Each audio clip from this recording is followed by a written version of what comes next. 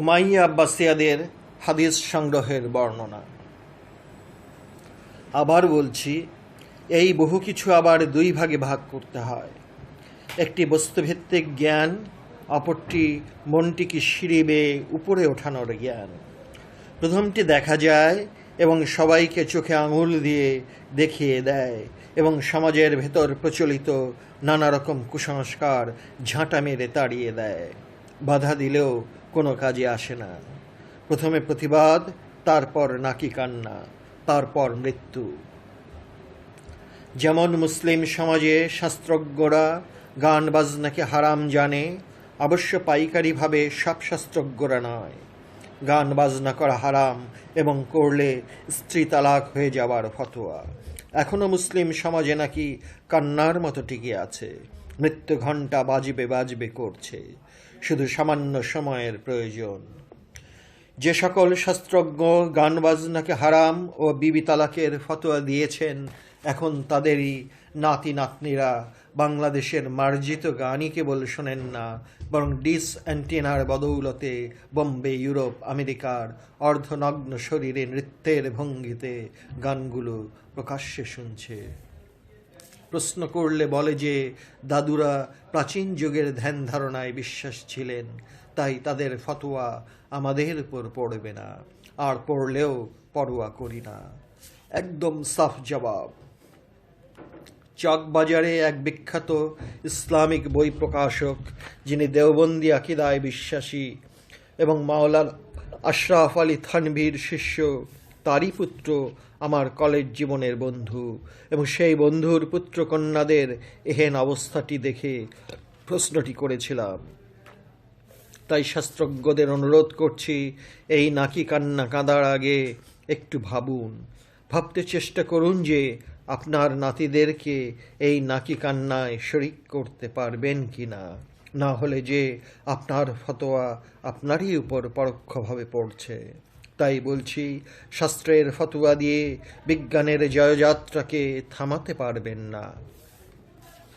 Umayya এবং আব্বাসীয় রাজবংশের দ্বারা কত মিথ্যা হাদিস রচনা করে যে মুসলমানদের সর্ববিষয়ে পিছনে ফেলে দিয়েছে, তা এই বিজ্ঞানের যুগে হাড়ে হাড়ে টের পাচ্ছি। মুসলমানদের যে কত বড় অপূরণীয় ক্ষতি করে গেছে এই উমাইয়া এবং আব্বাসীয় রাজবংশ, তার বিশদ ব্যাখ্যাসহ এক একটি করে ধরে দিলে এক বিশাল ফিরিস্তি লেখা হয়ে যাবে। কেবল হাদিসের বেলাতেই নয়, বরং কোরআনের ব্যাখ্যা লিখতে গিয়ে তাদের উল্টাপাল্টা কথার দ্বারা নিজেরাই ধরা পড়তে শুরু করেছে। সাধারণ মুসলমান এমন গবেষণার মূল্যায়ন যে করতে জানে না তা নয়, বরং আমাদের মাঝে একটা ঐক্যবদ্ধ দায়িত্ববোধ এখনো জাগ্রত হয়নি। উমাইয়া এবং আব্বাসীয় রাজবংশের দ্বারা যে সব মিথ্যা হাদিস ও কোরআনের অপব্যাখ্যা করা হয়েছে, তারই জের বয়ে চলেছে সর্বস্থানে। কেবল মাদ্রাসাকে এককভাবে দোষ দিলে তো চলবে না। যা যা শেখানো হয় তাই ছাত্ররা শেখে এবং সরল মনে তাই বিশ্বাস করে। আমি বলবো এক কথা, অথচ লিখছি আরেক কথা, অনেকটা বাধ্য হয়ে। তাও একই কথা বারবার লিখতে হচ্ছে। আমাদেরকে শিক্ষা দেওয়া হয় মানুষের ছবি তোলা হারাম, এবং প্রাণী জগতের ছবি ঘরে রাখলে ফেরেশতারা ঘরে বা যেখানে রাখা হয় সেখানে আসেন না। প্রাণী জগতের ছবি যারা আঁকে তাদের অনেক রকম শাস্তির ভয় দেখানো হয়েছে। এতে ফলটি কি দাঁড়িয়েছে? প্রাণীবিদ্যা তথা জিওলজি একদম গায়েব। প্রাণীবিদ্যা পড়াতে গেলেই প্রাণীদের ছবির প্রয়োজন, সুতরাং ছবিও নেই, প্রাণীবিদ্যা অর্জনের প্রশ্নই ওঠে না। প্রাণীবিদ্যা বাদ দিলে চিকিৎসাবিদ্যা একদম অচল। ঔষধ আবিষ্কারের প্রশ্নে প্রাণীবিদ্যার কতটুকু প্রয়োজন পড়ে তাও কি বলে দিতে হবে? এদের দৃষ্টিভঙ্গি গ্রহণ করলে আধুনিক চিকিৎসা বিজ্ঞানই থাকে না।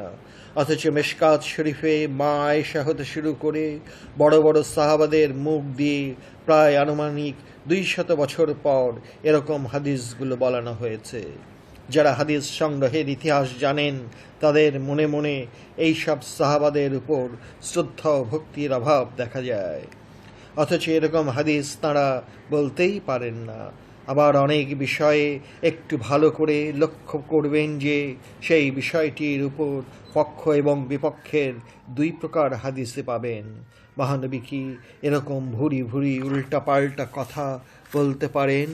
এরকম ভুরি ভুরি উল্টাপাল্টা কথাবার্তা প্রায় বিষয়ে এমন চিকন চালবাজি করে বানানো হয়েছে, তাতে মাদ্রাসার ছাত্রদেরকে আমি দোষ দিতে চাই না, এই জন্য যে তাদেরকে যা পড়ানো হয় তাই পড়ছে এবং অনেক ভুল শিক্ষা দেওয়া হচ্ছে। এজন্য দায়ী কারা? মূল দায়ী উমাইয়া এবং আব্বাসীয় রাজবংশের খলিফারা, যারা নবী এবং নবীর বংশধর এবং নবী প্রেমিকদের দেখতেই পারত না। যেমন ধরুন, মহানবীকে একদম ছোট করার এক অপূর্ব কৌশল আবিষ্কার করেছে এরা ধূর্তেরও ধূর্ত। এরা চারিদিক ঠিক রেখে পরিবেশ তৈরি করে দুর্বল স্থানে আঘাত করে এমন সূক্ষ্মতা অবলম্বন করে যে বড় বড় ইসলাম গবেষক পর্যন্ত ধরতে না পেরে হিমশিম খায় এবং এদের ফাঁদে পা ফেলে। যেমন ধরুন, একটি নমুনা তুলে ধরছি। এরা প্রথমে আসল কথাটি না বলে সেই সাহাবাকে সবচেয়ে উঁচু আসনে ওঠাবেন। তারপর কেবল উঁচু আসনে বসেই শেষ করেন না, তারা সেই সাহাবাকে পাল্লা বাটখারা দিয়ে ওজন মাপার আজগুবি কৌশলটি প্রথমে তুলে ধরেন। যেমন, সমস্ত সাহাবাদের যদি এক পাল্লায় রাখা হয় এবং অপর পাল্লায় একা হজরত আবু বকরকে রাখা হয়, তবুও হজরত আবু বকরের পাল্লার ওজন ভারী হবে।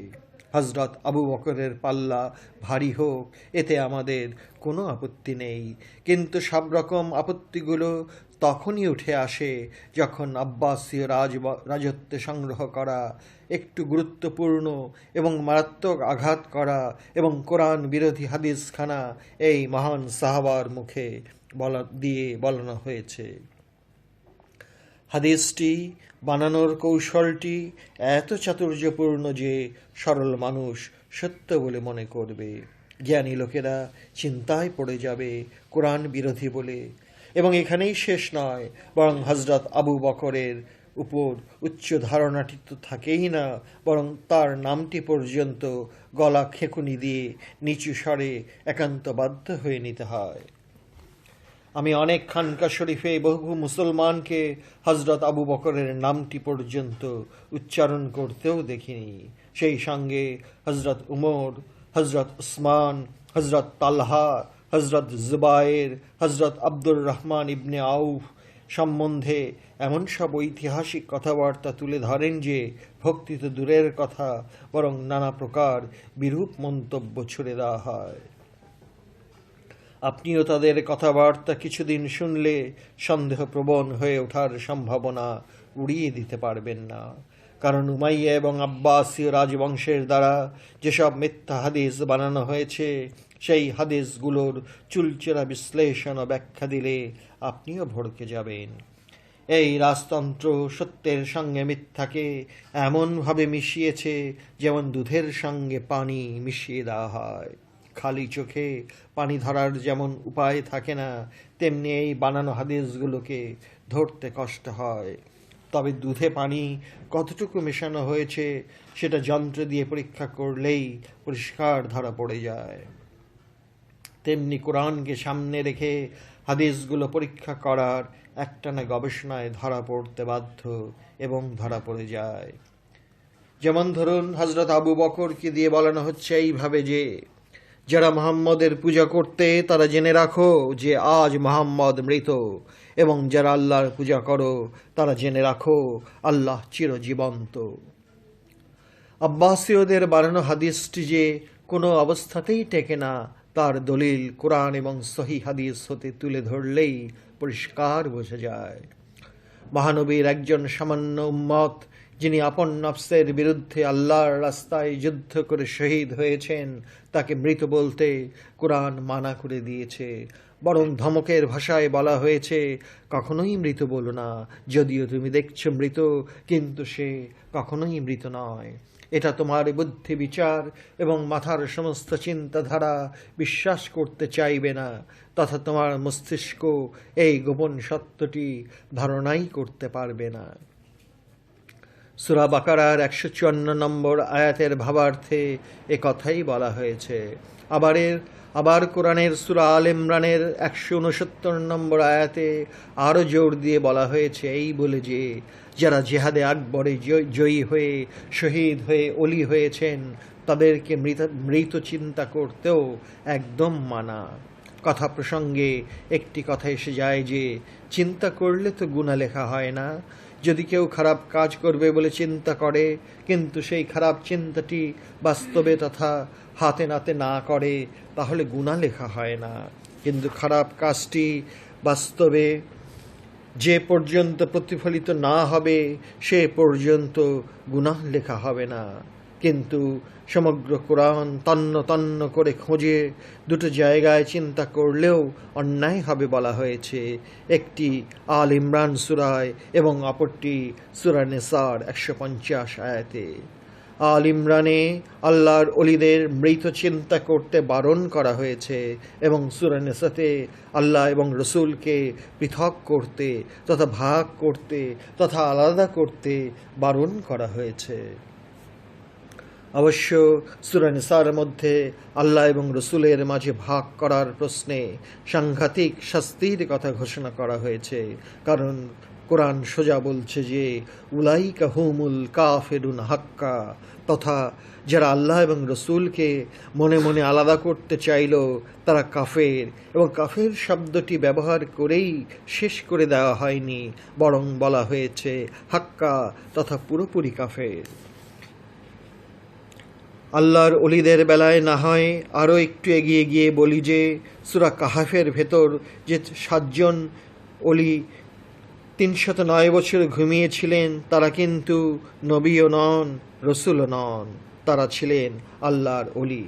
বিজ্ঞান বলে কোনো প্রকার খাদ্য পানীয় গ্রহণ না করে বড়জোর 7 দিন জীবিত থাকতে পারে, কিন্তু এই কাহাফে বাস করা 7 জন অলির কোনো প্রকার খাদ্য পানি গ্রহণ না করে একটানা 309 বছর ঘুমিয়ে থাকাটা আল্লাহর বিশেষ রহমত।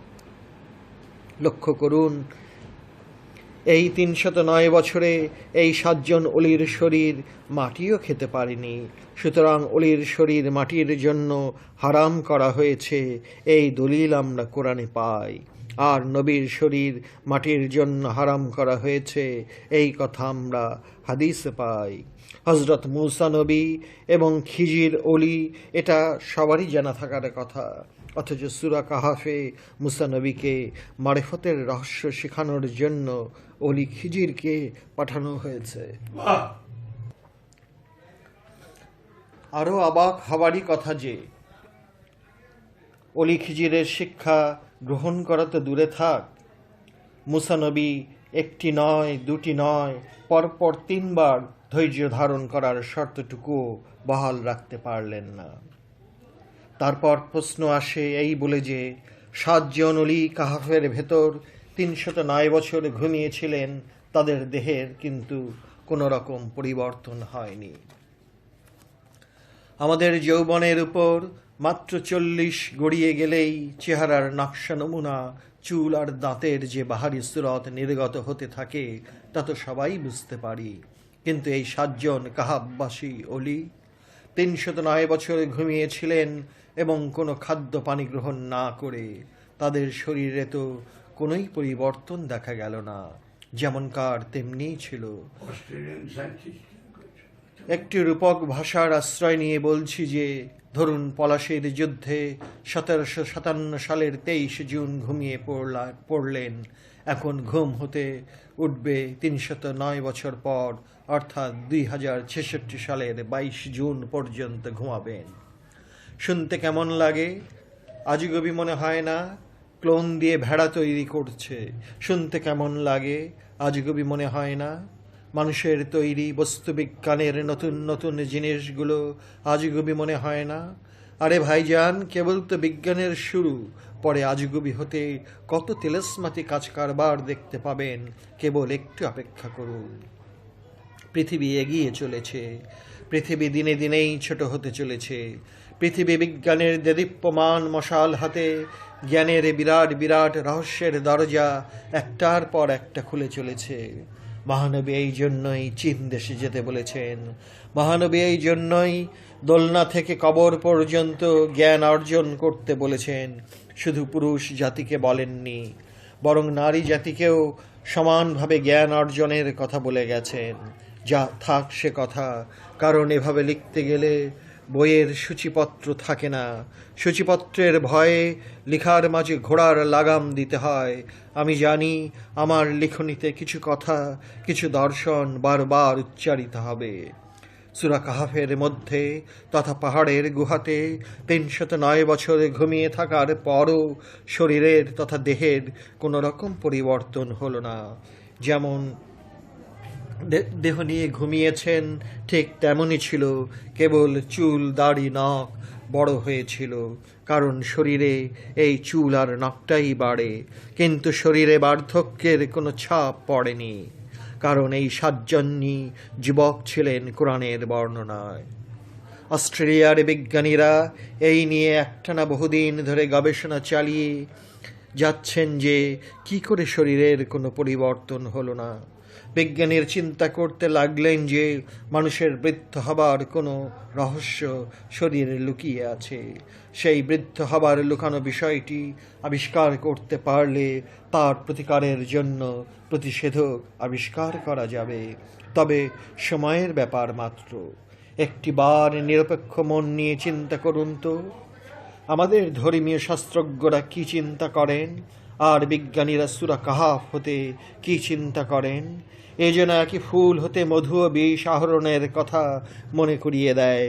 বিজ্ঞানের কিছু নতুন আবিষ্কার করলেই আমাদের শাস্ত্রজ্ঞরা ঢেকুর তুলে মুচকি হাসি দিয়ে বলেন যে এটা তো আমাদের কোরআনে আগেই বলা হয়েছে। এই সব শাস্ত্রজ্ঞদেরকে গালমন্দ করাটাও এক ধরনের পাগলামি, তাই চুপ করে থাকাই ভালো। কিন্তু চুপ থাকতে দেয় না, বড় বড় খোঁচা মারে বলেই বললাম। আব্বাসীয়রা হজরত উমরকে দিয়ে এরকমভাবে একটি বানানো হাদিসটিকে অনেক গবেষকের মন হতে ভক্তিকে উঠিয়ে দিয়েছে। ঘটনাটি সুন্দর করে বানানো হয়েছিল। কোনো এক যুদ্ধে পরাজিত বিধর্মীয় দেশে অনেক মূল্যবান বই পুস্তক, যেগুলো হস্তে লিখিত মূল্যবান পাণ্ডুলিপি বলেও অনেকে মনে করেছেন, সেই মূল্যবান বইগুলো কি করা হবে বলে হজরত উমরের হুকুম চাওয়াতে তিনি এরকম ভাষায় হুকুমটি দিলেন বলে জানিয়েছেন, সমস্ত বই পুস্তকগুলো ধ্বংস করে দাও, কারণ মুসলমানের জন্য কোরআনই যথেষ্ট। কথাটি শুনতে কিন্তু চমৎকার লাগে, কিন্তু এত বড় একজন সাহাবাকে কোথায় নামিয়ে দেওয়া হলো সেটা আব্বাসীয় রাজবংশ ভালো করেই জানত।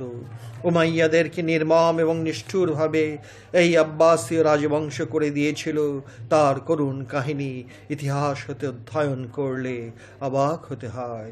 মালিক বিন মুক্তার উমাইয়াদের কবরে রাখা লাশগুলোকে পর্যন্ত পুড়িয়ে ফেলার হুকুম দিয়েছিল। জীবন বাঁচাতে গিয়ে আব্দুর রহমান মরক্কো হতে ইউরোপের স্পেন দেশে আশ্রয় নিয়েছিলেন এবং উমাইয়াদের শেষ বাঁচিটুকু স্পেন দেশ জয় করে বেশ কিছুদিন রাজত্ব করেছিল। স্টেইনলি লেনপুলের রচিত ইতিহাস পড়লেই বিস্তারিত জানতে পারবেন, কারণ এটা ইতিহাস লিখছি না, লিখছি ইসলামের মূল বিষয় সুফিবাদ তথা গুরুবাদ বিষয়ে। কান টানলে মাথা আসার মতো সামান্য কথা আসবেই। গোত্রপ্রীতি সেদিনের আরবদের প্রধান আদর্শ ছিল। মহানবী এই গোত্রগুলোকে আদর্শ এবং ত্যাগের শিক্ষা দিয়ে একত্র করেছিলেন, কিন্তু পরে যা হবার তাই হয়েছে। হযরত উমর যেহেতু উমাইয়া গোত্রের এবং আব্বাসীয়রা মহানবীর বংশের বলে দাবি করত, তাই এই মহান সাহাবাদের নামে সময় সুযোগ পেলেই খাটো করার কৌশল অবলম্বন করা হতো। অথচ উমাইয়া রাজবংশ যে মহানবীর বংশ ও আওলাদদের উপর কি জঘন্য ব্যবহার করেছে সেটা কম বেশি সবারই জানা থাকার কথা। কিন্তু নবী বংশের মুখোশ মুখে লাগিয়ে আব্বাসীয়রা উমাইয়াদের চেয়ে শতগুণ নিচে নেমে গিয়েছিল। ইসলামের সার্বজনীন মানবতার শিক্ষা ও আদর্শ এই রাজবংশের দ্বারা যে কত বড় সাংঘাতিক ক্ষতিগ্রস্ত হয়েছে তাতে আজকের মুসলমানরা আর কোমর সোজা করে দাঁড়াতে পারলেন না। পারবে কি করে? পাড়ার সব রকম পথগুলো সূক্ষ্ম চালাকি করে বন্ধ করে দিয়েছে মিথ্যা হাদিসের ঝুড়ি বানিয়ে।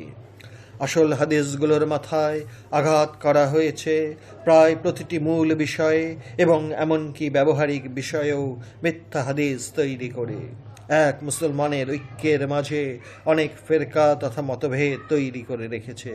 সেজন্য বিশদ এবং একটানা গবেষণা করলে দেখা যায় যে একটি ব্যবহারিক বিষয়ে দুই রকম হাদিস পাই, একই বিষয় অথচ সম্পূর্ণ দুরকম হাদিস। আলেম সমাজ চিন্তায় পড়ে যায় কোনটা গ্রহণ করবে আর কোনটা বর্জন করবে। এ যেন লেজে গোবরে অবস্থা। সামান্য একটি নমুনা তুলে ধরছি।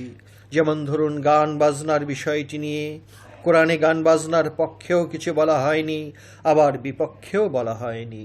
মদ, জুয়া, শূকরের মাংস, সুদ, অন্যের আমানত মেরে দেওয়া, মাপে কম দেওয়া, জুলুম করা, এতিমের হক মেরে দেওয়া, জ্ঞান অর্জনের প্রশ্নে নারীদের সমান অধিকার দেওয়া ইত্যাদি বিষয়ে কোরআন সোজাসুজি আদেশ উপদেশ দিয়েছে বারবার।